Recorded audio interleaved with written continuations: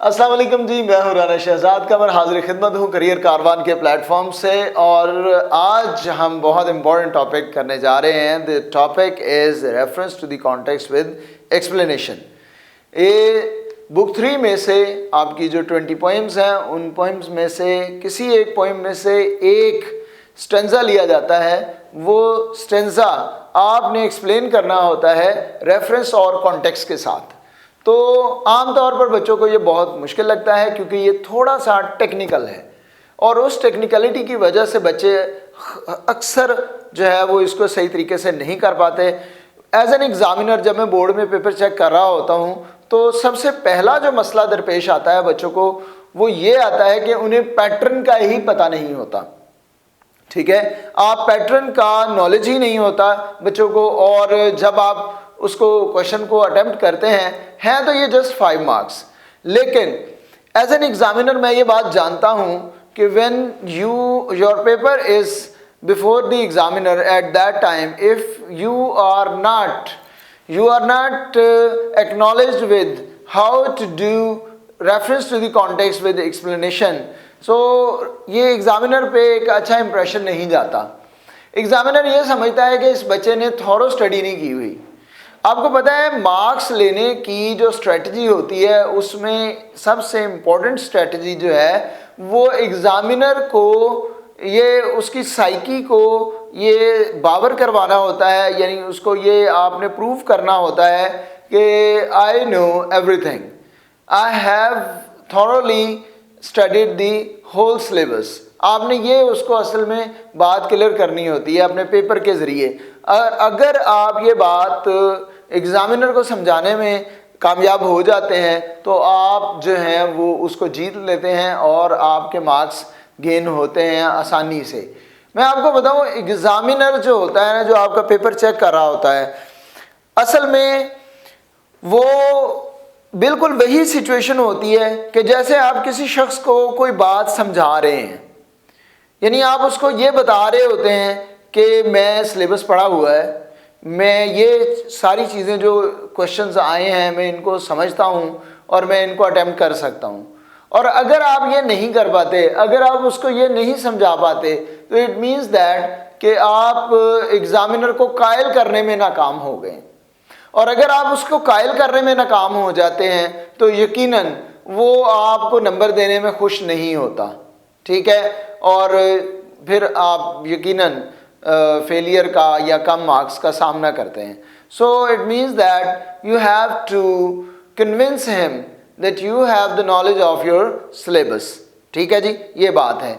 अब उसको कन्विंस करने के लिए सबसे इम्पॉर्टेंट चीज़ क्या होती है? सबसे इम्पॉर्टेंट चीज़ मैं आपको एक बताऊं, अपने पेपर की कोशिश करें जो ऑर्डर है ना, उसकी जो तरतीब है उसको ख़राब ना करें। जिस ऑर्डर के साथ क्वेश्चन पेपर आपके सामने आता है आपने उस ऑर्डर के साथ ही उसको करें तो वो बहुत अच्छा होता है। क्यों? क्योंकि एग्ज़ामिनर को उसमें मार्क्स को कलेक्ट करने में और उसको पीछे लिस्ट में उनको लगाने में उसको आसानी होती है, और एग्ज़ामिनर चिढ़ता नहीं है आपके पेपर से। ये मैं आपको बड़ी अंदरूनी बातें समझा रहा हूँ एग्ज़ामिनर की, कि जब वो पेपर चेक कर रहा होता है वो करना चाह रहा है स्पीड में। वो नहीं चाहता कि मैं इसके क्वेश्चंस के जो पार्ट्स हैं मैं उनको ढूंढूं जाके, यानी एक आपने 7 क्वेश्चन है, आपने उसको 7 क्वेश्चन के पार्ट 1 को आपने शुरू में कर दिया और पार्ट बी आपने कहीं दरमियान में जा कर दिया और पार्ट सी आपने कहीं और कर दिया, या आपने बुक 1 के क्वेश्चन आंसर स्टार्ट किए, शॉर्ट क्वेश्चन आंसर, वो आपने पहले आपने 4 क्वेश्चंस किए, 3 क्वेश्चन किए, फिर उसके बाद बाकी क्वेश्चन आपने छोड़ दिए, और वो आपने जाके 2, 3, 4 क्वेश्चन करने के बाद आपको याद आया कि अब वो वाला मुझे याद आ गया पार्ट, तो आप फिर उसको करना शुरू कर दिया। तो एग्ज़ामिनर उस बात से चिढ़ जाता है और उसकी कोशिश होती है कि फिर मैं इसके मार्क्स डिडक्ट कर दूं। ठीक है, क्योंकि वो पहले उनको काउंट करके एक जगह जमा करके लिख चुका है, उसे नहीं पता था कि इसके जुज उसने, इसके पार्ट्स उसने आगे जाके बच्चे ने किए हुए हैं। तो फिर उसकी कोशिश ये है कि मैं अगले वाले क्वेश्चन जो हैं उनको काट दूं ताकि मुझे पीछे से उधर से काट के सारा कुछ दोबारा से मुझे आगे जाके ना लिखना पड़े। So that's why these are some psychological issues which always become a part of the deduction of your marks. ठीक है जी। तो इसलिए इस डिडक्शन से बचने के लिए कोशिश करें कि एग्जामिनर को आपने अपने पेपर के थ्रू खुश रखना है, ठीक है। अच्छा जी, ये तो कुछ बातें थी जो बड़ी ज़रूरी थी आपको बतानी कि टेक्निकल चीज़ें अटेम्प्ट करते हुए आपने किन चीज़ों का ख्याल रखना है। अच्छा, तो सबसे इम्पॉर्टेंट चीज़ मैं अभी बताने जा रहा हूँ कि रेफरेंस टू द कॉन्टेक्स्ट जो है ये आपने किस तरह से अटेम्प्ट करना है और आम तौर पर इसमें मिस्टेक्स कौन सी होती हैं, आपके नंबर कहाँ से कटते हैं, ठीक है जी। तो रेफरेंस टू द कॉन्टेक्स्ट सबसे पहले हम शुरू करते हैं जी, बिस्मिल्लाहिर्रहमानिर्रहीम। रेफरेंस का आपने सबसे पहले तो लेफ्ट साइड पे आप एक हेडिंग डालते हैं रेफरेंस और उसके आगे कॉलन लगाते हैं जी, ठीक है। अच्छा, ये जो हेडिंग है आपकी ये बोल्ड होनी चाहिए, नज़र आनी चाहिए, ठीक है। और इसके आगे आपने कॉलन ही लगाना है, कॉलन पंक्चुएशन है जो यहाँ पे लगनी है। अच्छा, एक बात मैं आपको बता दूं जी कि जब आप इसके सामने कॉलन लगाते हैं तो कॉलन लगाने से मुराद है कि डिटेल इज अहेड, यानी डिटेल आप यहाँ से शुरू करते हैं, आप यहाँ पे लिखते हैं और डिटेल आप यहाँ पे कॉलन लगाते हैं और यहाँ से लिखना शुरू करते हैं, तो ये गलत हो जाता है। जो पंक्चुएशन है उसके मुताबिक ये गलत हो जाएगा। So we are going to start. So first of all I would like to give you some lines. अब देखें जी, हमें ये एक स्टेंजा आ गया है पेपर में। Just suppose that first poem है द रेन और उसकी जो है वो फर्स्ट हम लाइंस उठा लेते हैं, उन्हीं को हम एक्सप्लेन करेंगे। और मैं आपको एक बात समझाता चलूँ कि reference to the context with explanation जो है, इसके लिए आपको हर एक पोएम के हर शेर का reference to the context prepare करने की ज़रूरत नहीं होती, ठीक है। आपको असल में ज़रूरत होती है इसका तरीकाकार आना चाहिए। अगर आपको इसका तरीकाकार आता है तो फिर आप बड़ी आसानी से इसको कर सकते हैं। जस्ट आपको तरीका आना चाहिए, पोएम का ओवरव्यू आपके पास होना चाहिए और आपको जो है वो उसकी थीम्स का अंदाज़ा होना चाहिए। वर्ड्स के मीनिंग आपको अगर आते हैं तो आप बड़ी आसानी से हर एक पोएम का रेफरेंस टू द कॉन्टेक्स्ट कर सकते हैं, ठीक है जी। So just watch here and understand. हमारे पास ये रेफरेंस है जी। अब रेफरेंस हमने कैसे लिखना है, अभी मैं पोएम नहीं आपको बता रहा, मैं आपको सिर्फ जस्ट एक बताऊंगा कि पहली लाइन आपने शुरू कहाँ से करनी है और इसको कहाँ पे हमने ख़त्म करना है। अच्छा, ये है जी, दीज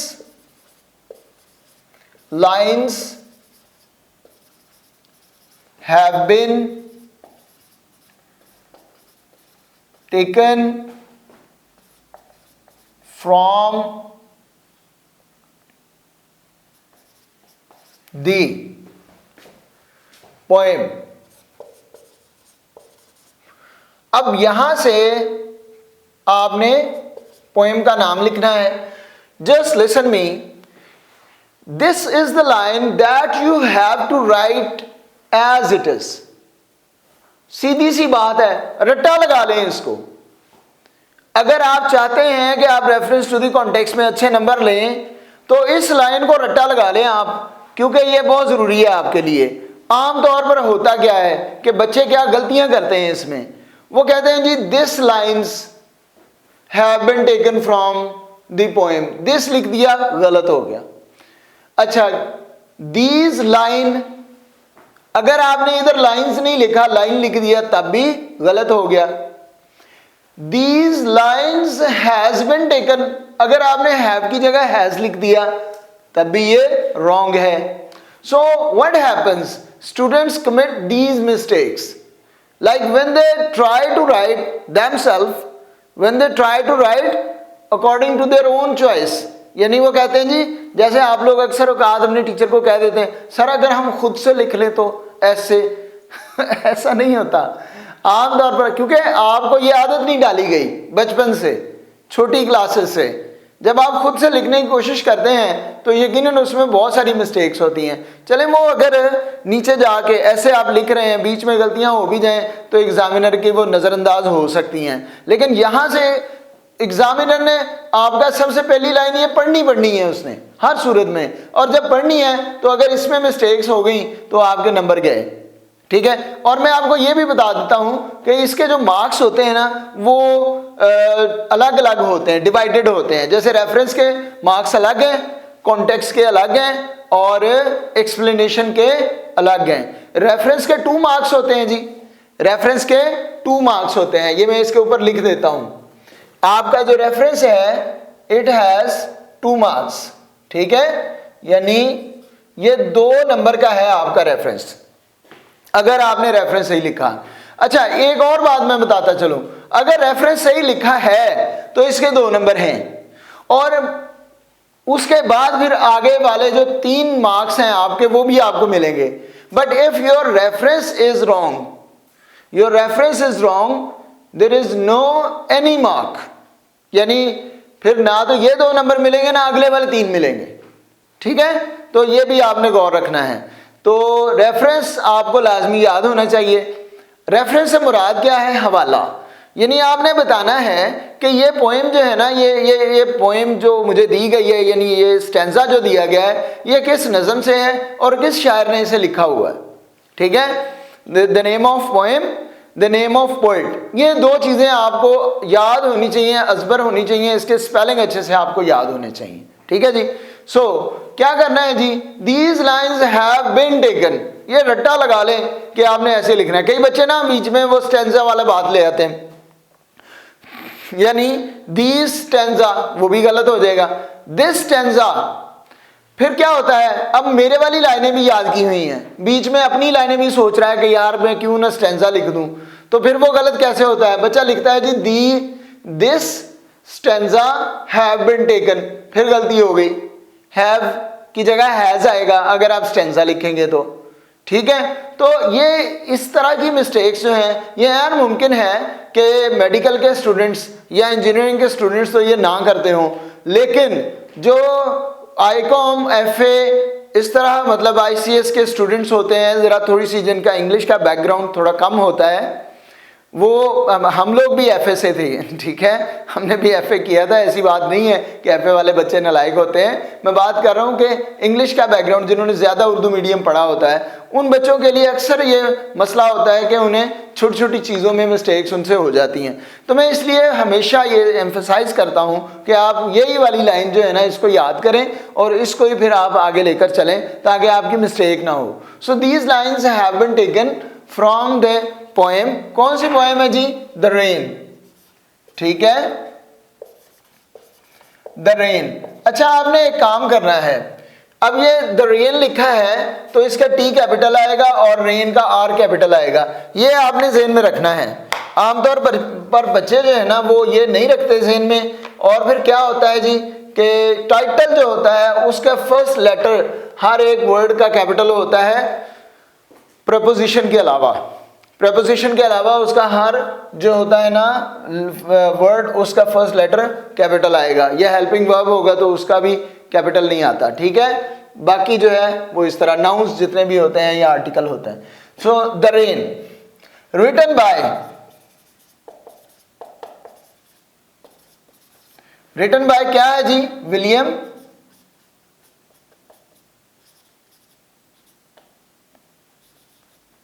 डेविस।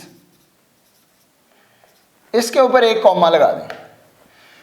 द रेन जो नेम होगा पोएम का उस पर डबल कॉमा यानी इन्वर्टेड कॉमा आएगा, और जो सिंगल होगा उसके ऊपर सिंगल कॉमा, जो नेम होगा पोएट का उस पर सिंगल कॉमा आएगा, उसके बाद फुल स्टॉप, ठीक है जी। So these lines have been taken from the poem the rain written by William Davis.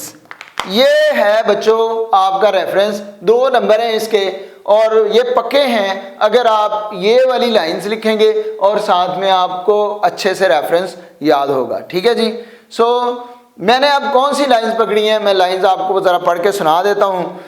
I hear leaves drinking rain, I hear leaves drinking rain, I hear rich leaves on top, giving the poor beneath drop after drop.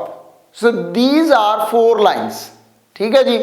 हमने जब करना है ना reference to the context, याद रखें उसमें context जो है ना वो पोएम का लिखना है। अब ये याद रखने वाली चीज है, कॉन्टेक्स्ट जो है वो पोएम का लिखेंगे और जो एक्सप्लेनेशन होगी वो आप लाइंस की लिखेंगे, एक्सप्लेनेशन लाइंस की लिखेंगे। समझ गए मेरी बात को? ठीक है। और रेफरेंस जो होता है वो यकीनन वो तो पोएम का ही होता है कि कहां से आपने ये किस पोएम से लिया है इसको। ठीक है जी। अब क्या होता है बच्चे, कॉन्टेक्स्ट लिखते हुए गलती करते हैं। वो गलती ये करते हैं कि कॉन्टेक्स्ट में आप लाइनों की बात शुरू कर देते हैं, लाइंस की, और जब एक्सप्लेनेशन लिखते हैं तो उसमें पोएम का जिक्र करना शुरू कर देते हैं। हालांकि ये बात बिल्कुल गलत हो जाती है। जैसे एग्जामिनर देखता है कॉन्टेक्स्ट में आपने लाइंस का जिक्र किया, वो काट देता है। एक नंबर होता है कॉन्टेक्स्ट का, वो भी गया। ठीक है। और जो एक्सप्लेनेशन है उसका भी आप ऐसे करते हैं कि अक्सर उसमें पोएम का जिक्र शुरू कर देते हैं, पूरी पोएम का, तो वो भी गलत हो जाता है, उसको भी एग्जामिनर काट देता है, तो वो 2 नंबर गए। ठीक है। इसलिए इसको जरा ख्याल रखना है। अब देखें जी कॉन्टेक्स्ट।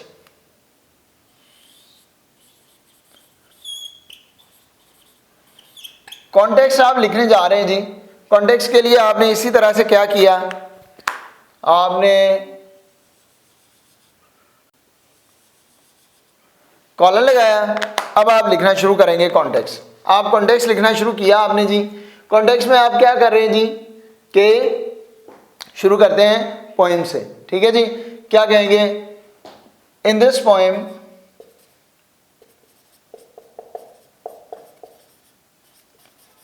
द पोएट, अब पोएट की जगह आप उसका नाम भी लिख सकते हैं। इन this poem William Davis describes a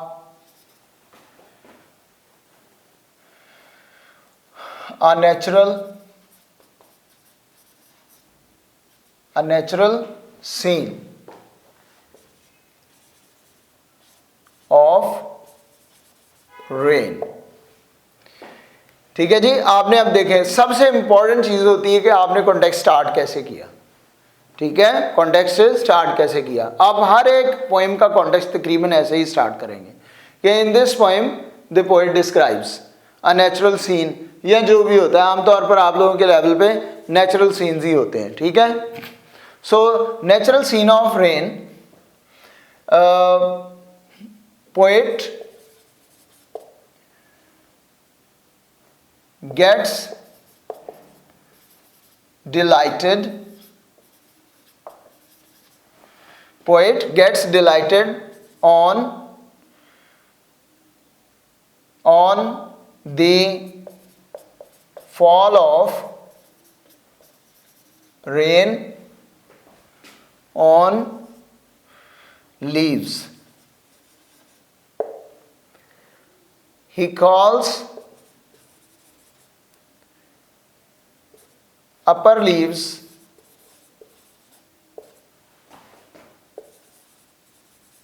of the tree rich leaves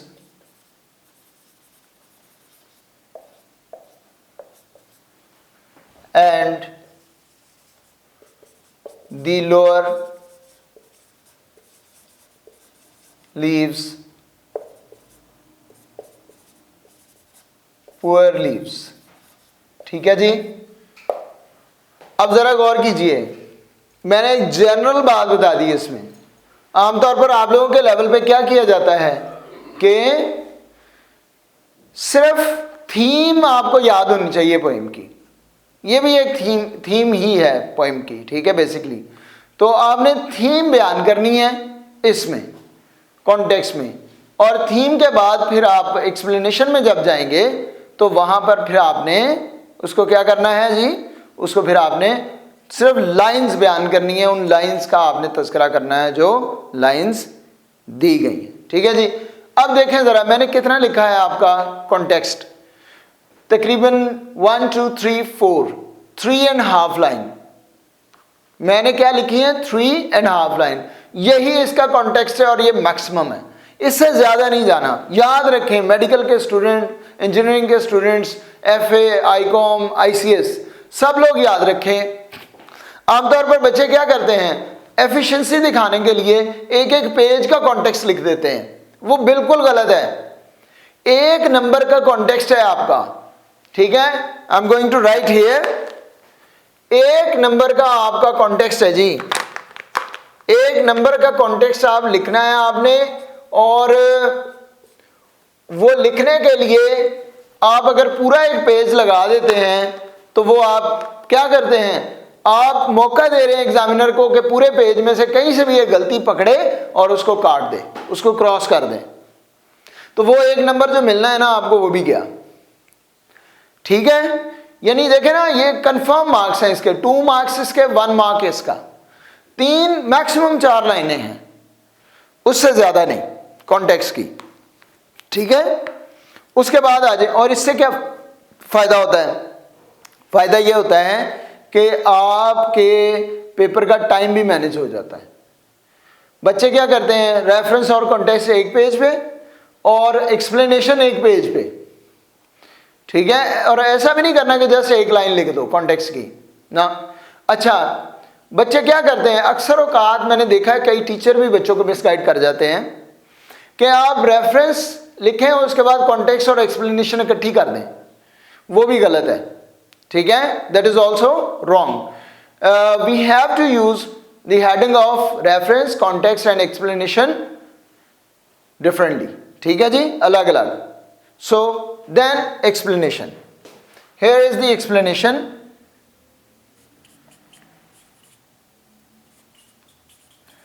explanation लिखते हुए एक चीज का ख्याल रखना है कि एक्सप्लेनेशन में ना इसके स्पेलिंग्स में भी बच्चे मिस्टेक कर जाते हैं। आपको पता है मैं बड़ी छोटी छोटी चीज़ें भी बच्चों को बताता हूँ साथ में, कि क्या होता है, अक्सर एक्सप्लेन के स्पेलिंग होते हैं EXPLAIN, ठीक है। तो बच्चे क्या करते हैं, एक्सप्लेनेशन में भी IN डाल देते हैं, ये गलत होता है। एक्सप्लेनेशन के स्पेलिंग जो होते हैं ना वो EXPLAIN ANATION, ठीक है जी, ये होते हैं। अब हम इसके एक्सप्लेनेशन स्टार्ट करते हैं। एक्सप्लेनेशन जो है ना वो आपकी 8 to 10 लाइन्स की होनी चाहिए, 10 लाइन्स बस, 10 लाइन से ज़्यादा नहीं होनी चाहिए। अगर आप 10 लाइन से ऊपर जाएंगे तो फिर इसका मतलब है आप उसको गलत कर रहे हैं।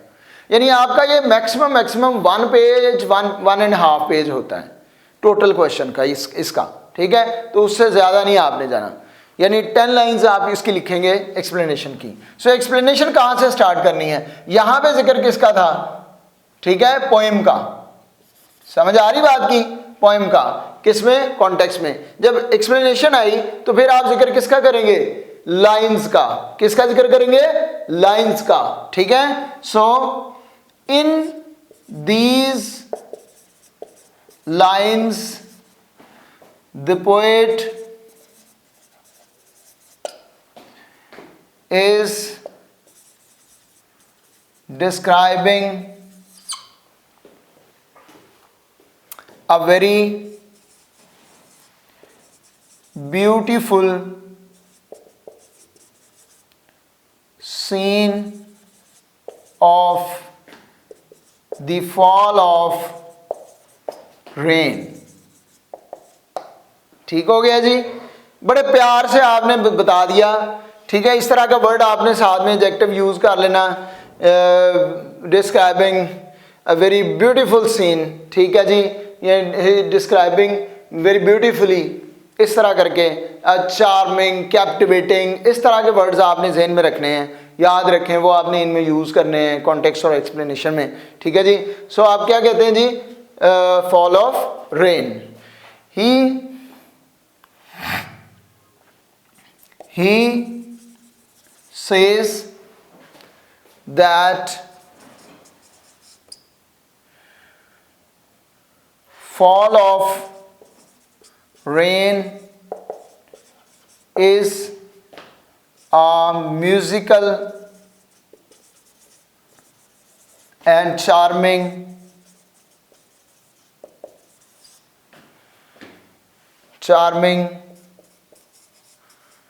phenomena of नेचर, ठीक है जी। यानी कुदरत का ये एक बहुत ही खूबसूरत म्यूजिकल सीन होता है। यानी आप देखें अब ज़रा इसमें लाइन में वो क्या बयान कर रहा है, वो कहते हैं जी आई हेयर लीव्स ड्रिंकिंग रेन। सुन रहा है, सुन किसको रहा है, बातें तो नहीं कर रहे वो आपस में, ठीक है ना, बातें नहीं हो रही। असल में वो जो कतरे गिर रहे हैं वो उनकी आवाज़ जो है ना बारिश की, उसको महसूस कर रहा है, उसको सुन रहा है, और उसे वो ऐसा लग रहा है जैसे वो बाकायदा एक खूबसूरत मैसेज हो हमारे लिए, ठीक है, और जो हमें कुछ दिखाना चाह रहा हो। सो charming phenomena of nature, rich leaves on the top are called, rich leaves on the top are called lucky leaves, means this, अगर उसने उनको रिच बोला है इसका मतलब है वो उनको क्या कहना चाह रहा है कि वो लकी हैं, ठीक है। Lucky leaves who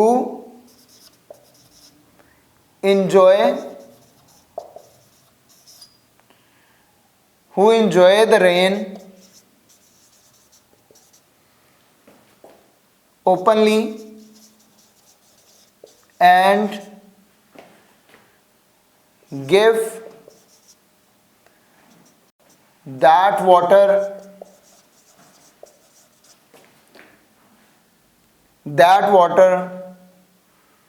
to the lower leaves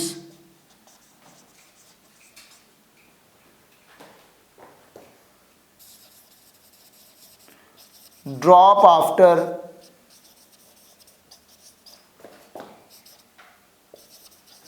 drop। अब जरा गौर कीजिए, पहले मैंने क्या किया, मैंने जस्ट लाइंस का जिक्र कर दिया, पहले मैंने फिनोमेना का जिक्र किया, ऐसे जनरली बात की, फिर उसके बाद में दूसरी बात पे क्या आ गया जी, रिच लीव्स की बात, और फिर पुअर लीव्स की बात आ गई, ठीक है जी, कि वो रिच लीव्स जो हैं वो पुअर लीव्स को दे रहे हैं। अच्छा, एक्सप्लेनेशन करते हुए आपके पास अगर टाइम है, स्पेस है, तो आप सिंबॉलिक मीनिंग पे जाएं, ज़रूर उसको डिस्कस करें। लेकिन अगर आप समझ रहे हैं कि मेरे पास जो है वो टाइम कम है, तो फिर आप जस्ट यहाँ तक एक्सप्लेनेशन कर लें, ठीक है, इतना सा समझा दें कि वो क्या कहना चाह रहा है, ये भी काफ़ी होता है आपके लिए, ठीक है जी। सो ड्रॉप आफ्टर ड्रॉप, सो सिंबॉलिकली। अच्छा, एक बात का आपने ख्याल रखना है, आपने कभी भी सिंबॉलिक मीनिंग जो है ना वो शुरू में नहीं डिस्कस शुरू करने पहली लाइन से। हमेशा याद रखें, आपने सिंबॉलिक मीनिंग्स जो हैं वो आपने 3-4 लाइंस लिखकर जो एक अपेरेंट मीनिंग जो बन रहे हैं वो बताकर फिर उसके बाद सिंबॉलिक मीनिंग पे जाना है। So symbolically the poet is telling his reader about telling his reader about the division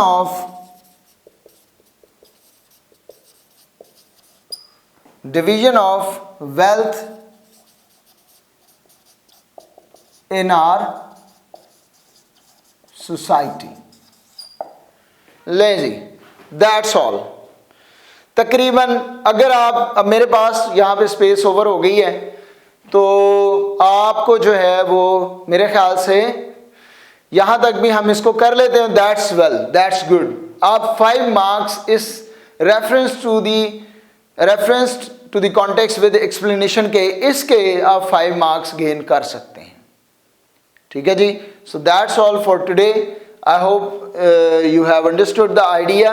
आप लोगों को समझ आ गई होगी। आप इससे थोड़ी और भी एक्सप्लेनेशन आगे ले जा सकते हैं, लेकिन याद रखें, कोशिश करें इसमें कोटेशंस वगैरह ना लिखें एक्सप्लेनेशन में। कॉन्टेक्स्ट में तो बिल्कुल कोई कोटेशन नहीं आ सकती। आमतौर पर बच्चे कोटेशंस के बड़े शौकीन होते हैं जी, ठीक है, तो वो ऐसे में कोटेशंस लिखी जाती हैं। तो इसमें कॉन्टेक्स्ट रेफरेंस में तो वैसे ही रेफरेंस आना है, कॉन्टेक्स्ट में आप जो है वो जस्ट लिख सकते हैं जो उसके मुतालिक है। इसमें भी कोई कॉन्टेक्स्ट कोटेशन नहीं आनी। एक्सप्लेनेशन में भी कोटेशन का कोई जिक्र नहीं होता, लेकिन अगर आप ज़्यादा चाहते हैं, उसको और ख़ूबसूरत बनाना चाहते हैं, तो फिर उसमें आप मार्कर का यूज़ करें, जिस तरह से मैं अलग अलग मार्कर का यूज़ कर रहा हूँ। लेकिन अगर आप लिखना भी चाहते हैं तो एक्सप्लेनेशन में आप कोई कोटेशन लिख सकते हैं, वरना इसकी कोई ज़रूरत नहीं होती। ठीक है जी। सो आई होप आप लोगों को समझ आ गई होगी जी। इसके ऊपर भी मैंने लिख दिया है 2 मार्क्स। ठीक है जी, 2, 1 एंड 2।